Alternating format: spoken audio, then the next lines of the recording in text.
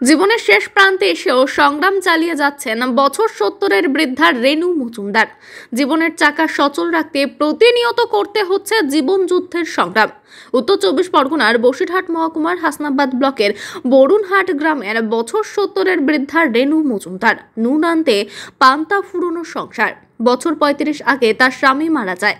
সেখান থেকে ২ কন্যা সন্তান ও ৩ ভাই বোনকে নিয়েই জীবন যুদ্ধের লড়াইয়ে সামিল হয়েছে।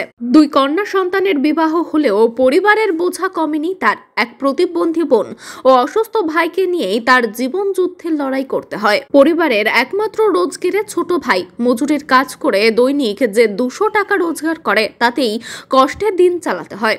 সরকারি আবাস যোজনায় মাথা গোঁজার ঠাঁই হলেও অসুস্থ শরীরে চিকিৎসা করার মতো অর্থ তার নেই।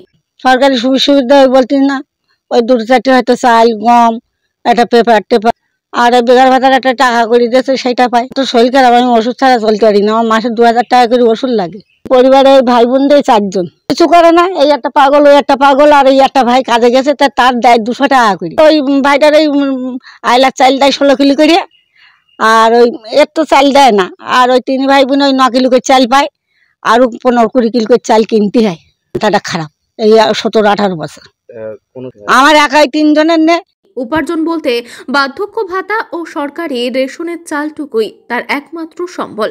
তার উপর বোঝা হয়ে দাঁড়িয়েছে অসুস্থ ভাইয়ের চিকিৎসা এবং প্রতিবন্ধী বোনের সেবা শুশ্রূষা। এইভাবেই জীবন যুদ্ধে লড়াই করতে করতেই এগিয়ে চলেছে বৃদ্ধা রেনু মজুমদার জানায়, যদি কেউ আর্থিকভাবে সহযোগিতা সাহায্য করে তাহলে আমি অসুস্থ ভাইয়ের চিকিৎসা, প্রতিবন্ধী বোনের চিকিৎসা করাতে পারতাম।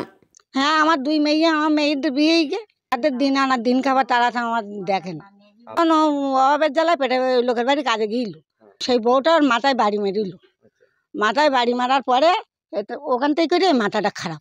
এই ১৭-১৮ বছর ওর কোনো সুযোগ সুবিধা দেয় না। ওই দুটো ভাই ও একটা বোন একটু কাজ করে বলতে না ২০০ টাকা করে দেয়। আমার স্বামীও মরে গেছে আজকে ৩৫ বছর। ওইরকম করে কিছু দেয়নি, ওরকম কষ্ট করি, ওইরকম কষ্ট করে, এরকম পাগলের উৎপাত। হ্যাঁ, ওই যা করি ওইরকম খাই। রেনু মজুমদার, বাড়ি এই বরুণহাট।